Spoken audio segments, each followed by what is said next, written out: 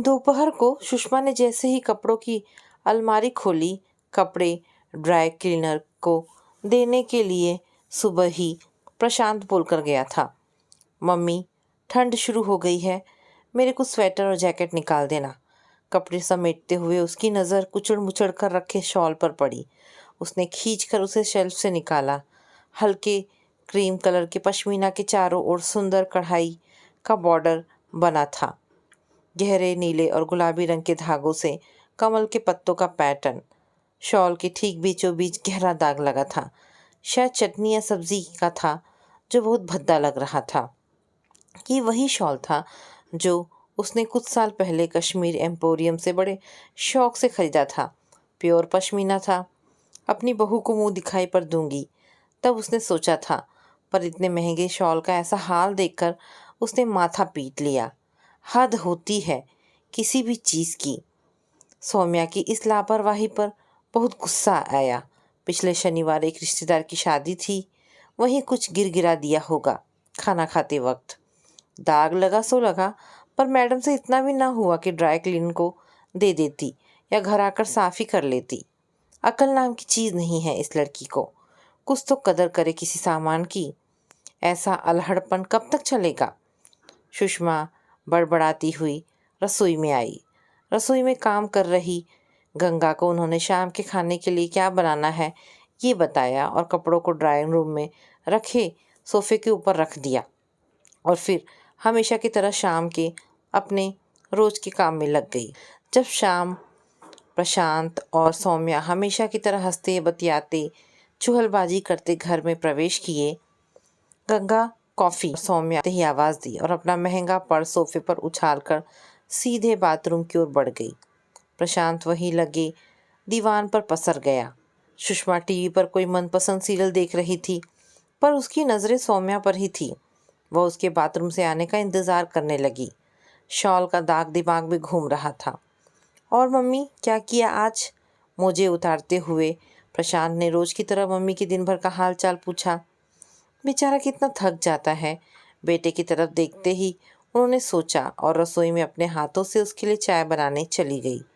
इस घर में बस वे दोनों ही चाय के शौकीन थे। सौम्या को कॉफ़ी पसंद था। सौम्या फ्रेश होकर एक टी शर्ट और लोअर में प्रशांत के बगल में बैठकर कॉफ़ी के घूंट लेने लगी।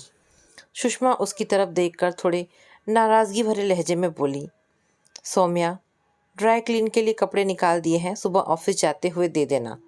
तुम्हारे ऑफिस के रास्ते में ही पड़ता है, तो मैंने निकाल कर रख दिए।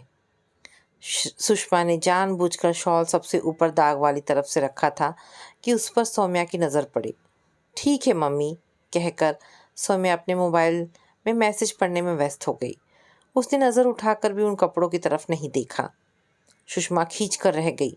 उसने आशा की थी कि सौम्या कुछ ना नुकुर करेगी कि नहीं मैं नहीं दे पाऊंगी, समय नहीं है, ऑफिस के लिए लेट हो जाएगा वगैरह वगैरह, पर यहाँ तो उसके हाथ से एक और वाक युद्ध का मौका निकल गया। हमेशा यही होता है।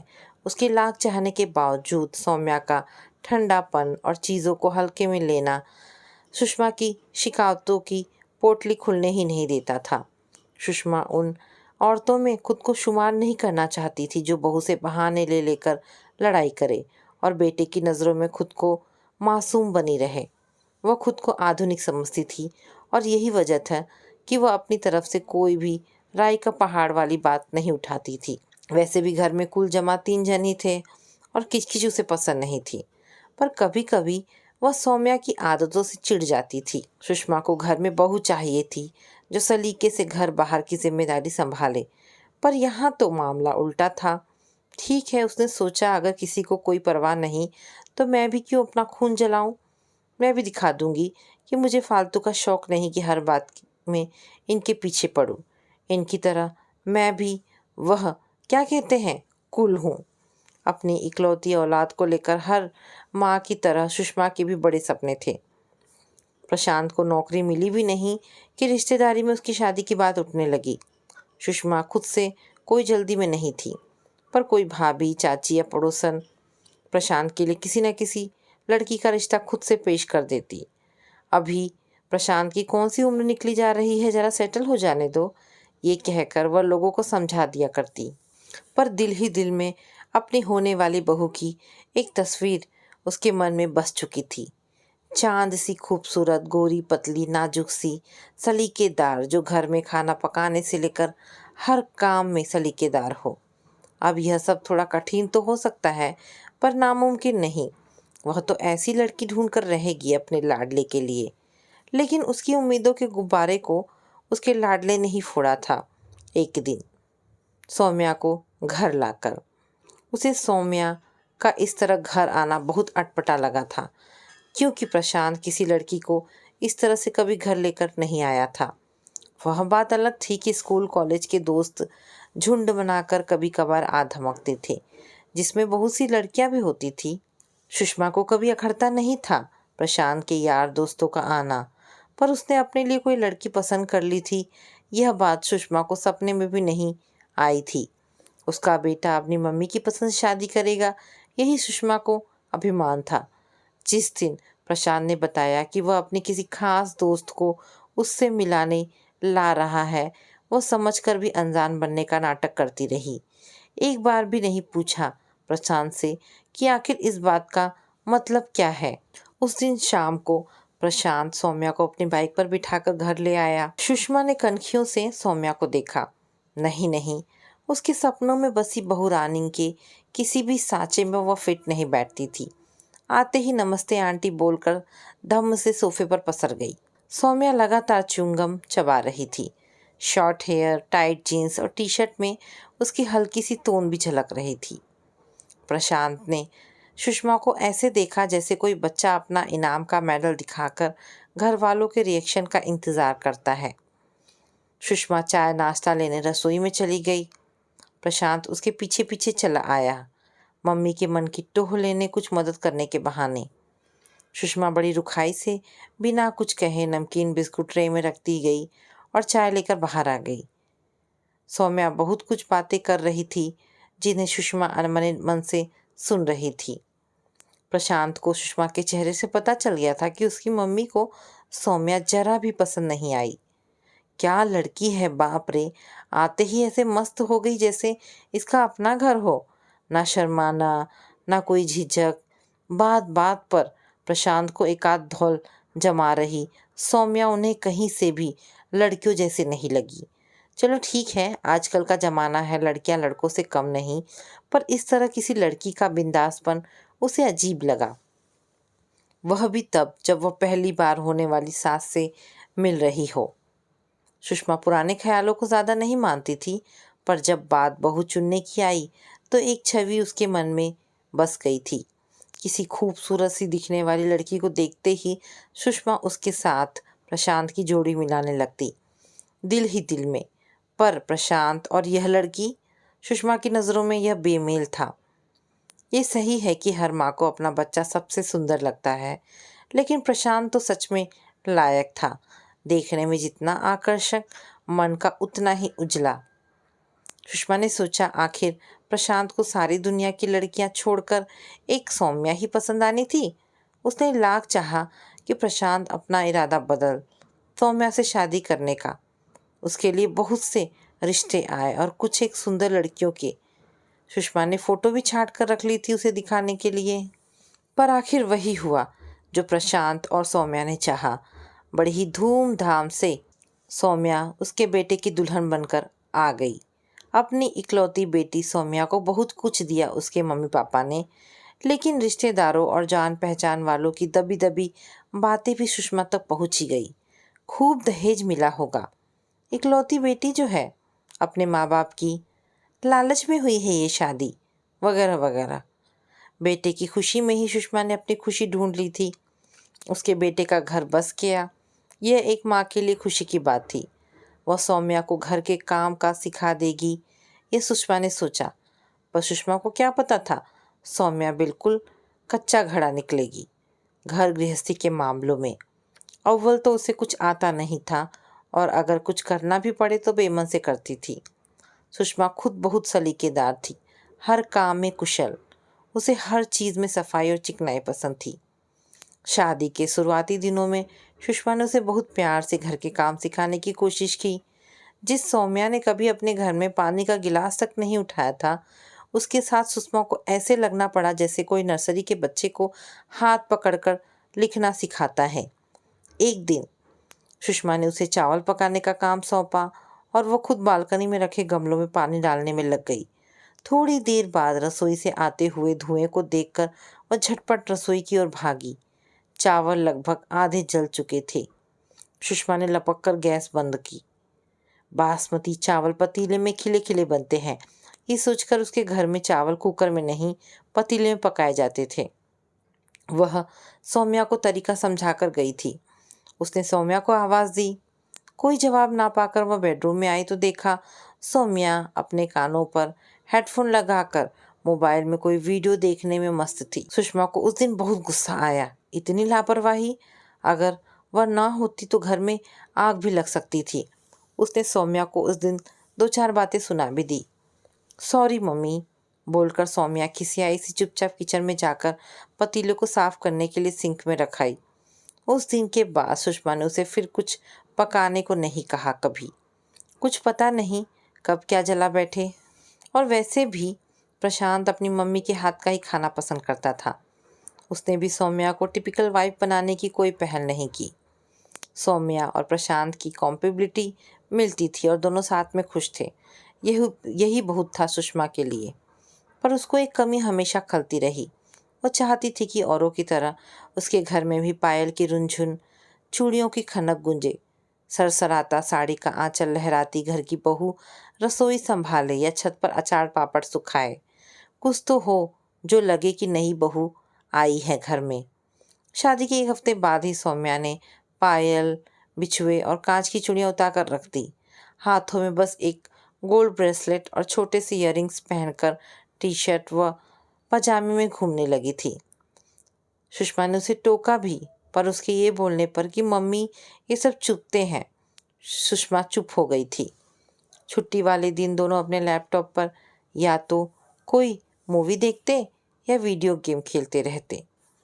सुषमा अपने सीरियल देखती रहती और कसमसाती रहती कि कोई होता जो उसके साथ बैठकर ये सास बहू वाले प्रोग्राम देखता। कभी पास पड़ोस में कोई फंक्शन होता तो सुषमा अकेले ही जाती। लोग पूछते, अरे बहू को क्यों नहीं लाए साथ? तो मुस्कुराकर कोई बहाना बना देती।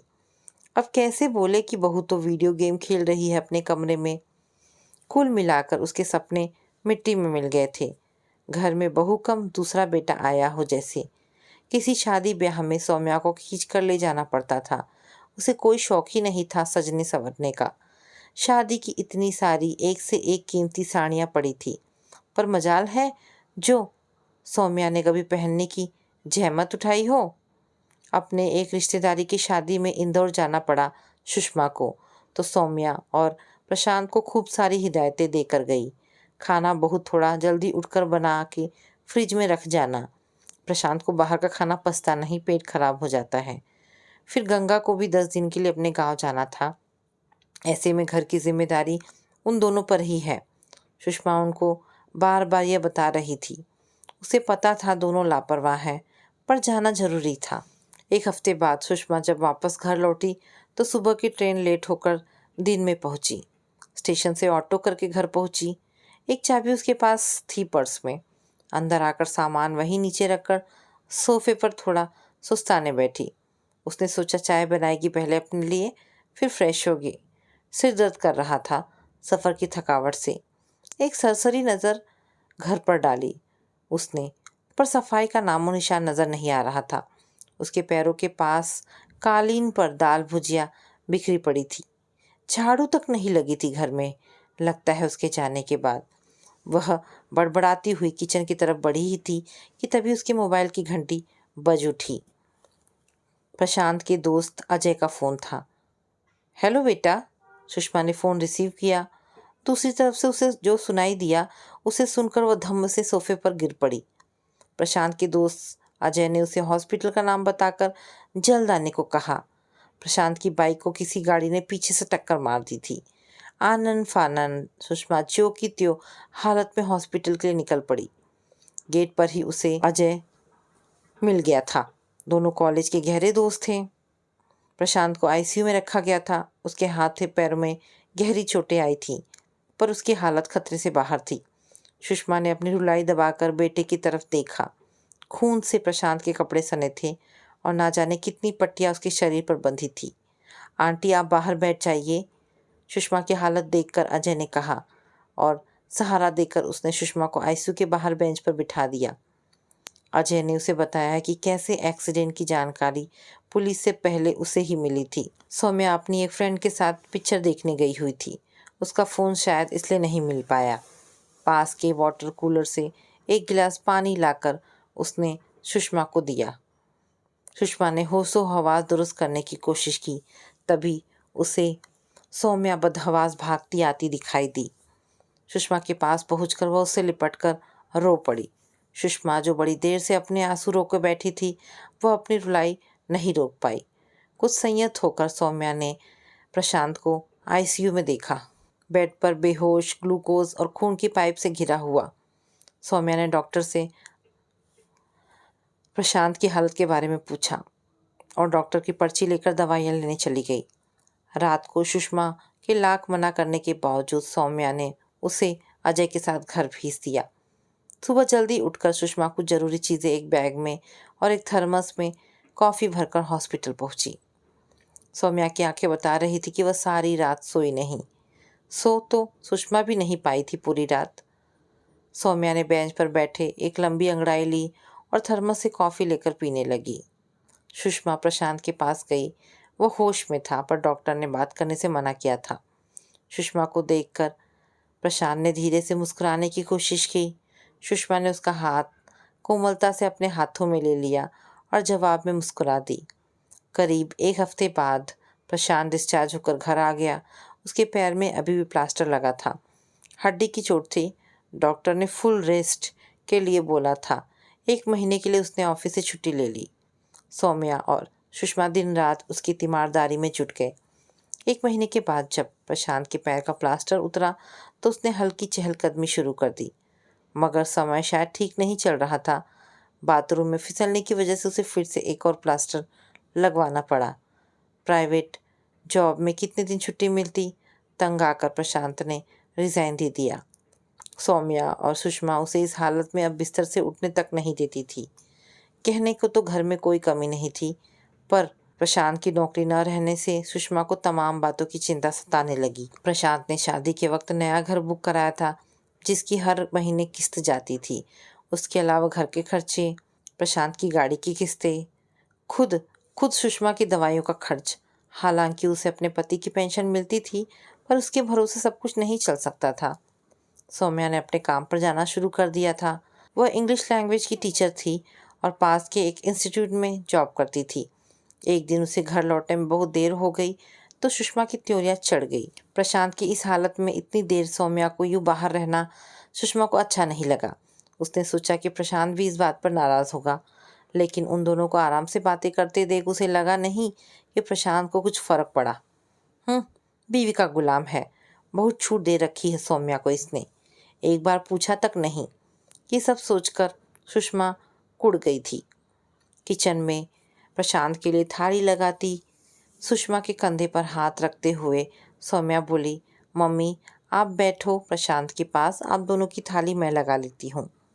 रहने दो, तुम दोनों खाओ साथ में, वैसे भी दिन भर प्रशांत अकेला बोर हो जाता है तुम्हारे बिना। सुषमा कुछ रुखाई से बोली, सॉरी माँ, अब से मुझे आते देर हो जाया करेगी। मैंने एक और जगह ज्वाइन कर लिया है तो कुछ घंटे वहाँ भी लग जाएंगे। सौम्या ने उसके हाथ से प्लेट लेते हुए बताया। तुमने प्रशांत को बताया क्या? मम्मी, मैंने प्रशांत से पहले ही पूछ लिया था, और वैसे भी कुछ ही घंटों की बात है तो मैं मैनेज कर लूँगी। ठीक है, अगर तुम दोनों को सही लगता है तो, लेकिन देख लो थक तो नहीं जाओगी? तुम्हें आदत नहीं ना इतनी मेहनत करने की। सुषमा ने अपनी तरफ से जिम्मेदारी निभाई। आप चिंता मत करो मम्मी, बस कुछ दिनों की बात है। सुषमा ने अपनी तरफ से पूरी कोशिश की घर के फालतू खर्चे कम करने की। अब थोड़ा कंजूसी से भी चलने लगी थी। सब्जी और फल लेते समय भरसक मोल भाव करती थी। उसे लगा सौम्या अपने खर्चों पर लगाम नहीं लगा पाएगी, पर जब से प्रशांत का एक्सीडेंट हुआ था सौम्या की आदतों में फ़र्क साफ नज़र आता था।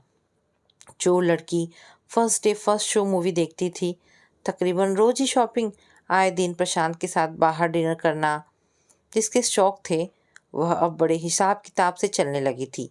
और तो और घर के कामों को भी वह सुषमा के तरीके से ही करने की कोशिश करती थी। सुषमा उसमें आए इस बदलाव से हैरान थी। एक तरह से सौम्या ने घर की सारी जिम्मेदारी उठा ली थी। प्रशांत भी थोड़ा बेफिक्र हो गया था। उसे सौम्या पर पूरा भरोसा था, पर सुषमा को एक तरह से यह बात चुभती थी कि बहू होकर वह बेटे की तरह घर चला रही है। आखिर बहू तो बहू होती है, सुषमा सोचती थी। एक दिन सुबह पार्क जाने से पहले सुषमा प्रशांत के कमरे में आई। उसकी बीपी की दवाई ख़त्म हो गई थी। प्रशांत बेटा, मुझे कुछ पैसे दे दे, दवाई लेनी है। पार्क के रास्ते में केमिस्ट से ले लूँगी। लेकिन मम्मी, मेरे पास कैश नहीं है, आप सौम्या से ले लो। प्रशांत टीवी पर नज़रें गड़ाए हुए बोला, रहने दे, बाद में ले लूँगी जब एटीएम से पैसे निकालूंगी। सुषमा ने जवाब दिया। सौम्या के सामने वह हाथ नहीं फैलाना चाहती थी। बाहर आकर उसने पार्क ले जाने वाला बैग उठाया तो उसके नीचे नोट रखे थे। सुषमा समझ गई कि सौम्या ने चुपचाप से पैसे रखे होंगे ताकि सुषमा को उससे मांगना ना पड़े। जब वह प्रशांत से बात कर रही थी तो सौम्या बाथरूम में थी। शायद उसने उन दोनों की बातचीत सुन ली थी। सुषमा को फिजियोथेरेपिस्ट के पास जाना पड़ता था। अक्सर उसे पीठ और कमर दर्द की तकलीफ रहती थी। उसने सोचा यह खर्च कम करना चाहिए तो जाना बंद कर दिया, लेकिन तबीयत खराब रहने लगी। प्रशांत को पता चला तो बहुत नाराज़ हो गया। सौम्या पास में बैठी लैपटॉप पर कुछ काम कर रही थी। बेकार में पैसे खर्च होते हैं, सुषमा ने सफाई दी। पार्क में सब कसरत करते हैं, मैं भी वहाँ कर लिया करूँगी। मम्मी, अब से आपको क्लिनिक जाने की ज़रूरत नहीं, फिजियोथेरेपिस्ट यहीं घर पर आकर आपको ट्रीटमेंट देगा, सौम्या ने सुषमा से कहा। नहीं नहीं, इसमें तो ज़्यादा फीस लगेगी, रहने दो ये सब। सुषमा को बात जची नहीं। मम्मी, आपकी तबीयत ठीक होना ज़्यादा ज़रूरी है और आपके साथ साथ डॉक्टर प्रशांत को भी देख लेगा, सौम्या ने तर्क दिया। ठीक तो है मम्मी, तुम घर पर ही आराम से ट्रीटमेंट करवाओ, क्लिनिक के चक्कर लगाने की ज़रूरत क्या है, प्रशांत ने उसे आश्वस्त किया। प्रशांत की तबीयत धीरे धीरे सुधरने लगी थी। सौम्या ने अपनी मेहनत से घर के कोई कमी नहीं आने दी थी।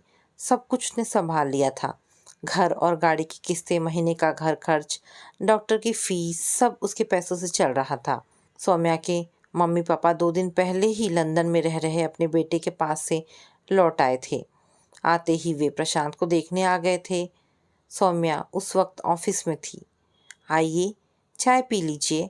सुषमा प्रशांत के पास बैठी सौम्या की मम्मी से बोली।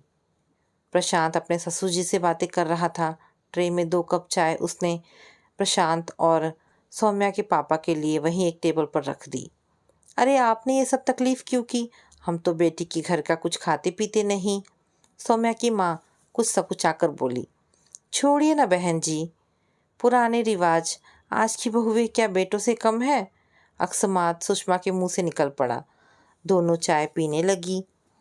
सौम्या और प्रशांत की शादी के बाद से आपसे ठीक से मिलना नहीं हो पाया।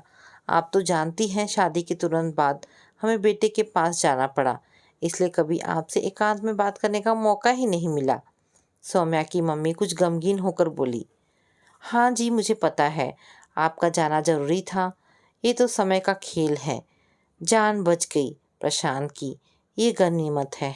सौम्या को अब तक आप जान गई होंगी, अपने पापा की लाडली रही है शुरू से। मैंने भी ज़्यादा कुछ सिखाया नहीं उसको, माँ हूँ उसकी, कितनी लापरवाह है ये मैं जानती हूँ। आपको बहुत कुछ समझाना पड़ता होगा उसे।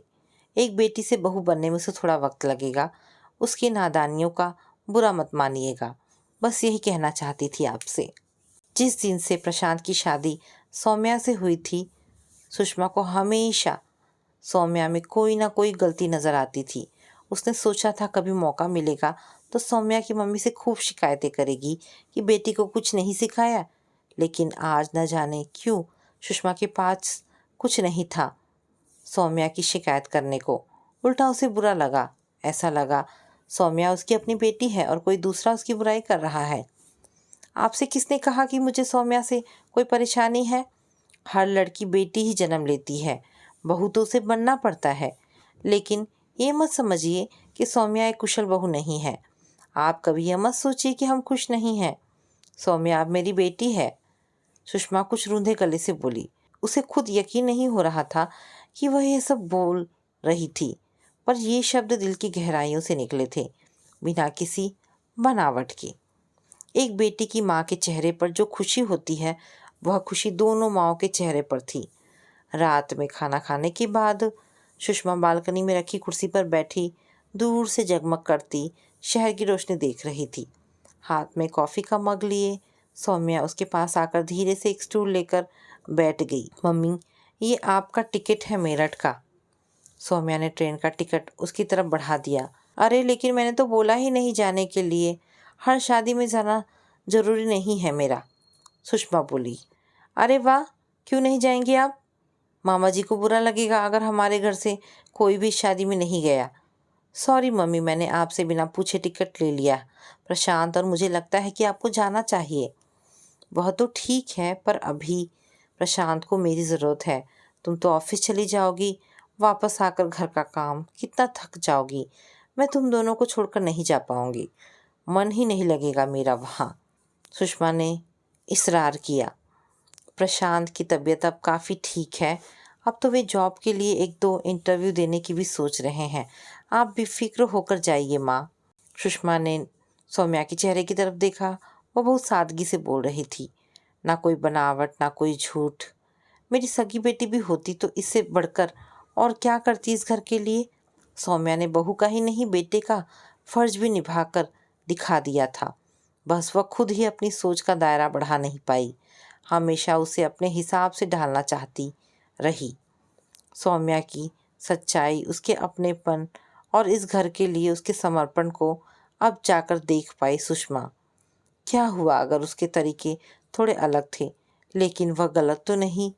आज सुषमा ने अपना नज़रिया बदला तो आंखों में जमी गलतफहमी की धूल भी साफ हो गई थी। सुषमा ने सौम्या का हाथ अपने हाथों में लिया और शहद घुले स्वर में बोली, थैंक यू बेटा, हमारे घर में आने के लिए।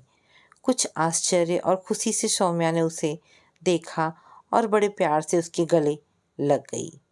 तो दोस्तों, ये सास बहू की कहानी यहाँ पर समाप्त होती है। आशा करती हूँ कहानी पसंद आई होगी। अगर कहानी पसंद आई है तो प्लीज़ इसे लाइक एंड शेयर करें। दोस्तों, ऐसी ढेरों पारिवारिक और शिक्षाप्रद कहानी सुनने के लिए मेरे चैनल को प्लीज़ सब्सक्राइब करें। धन्यवाद दोस्तों।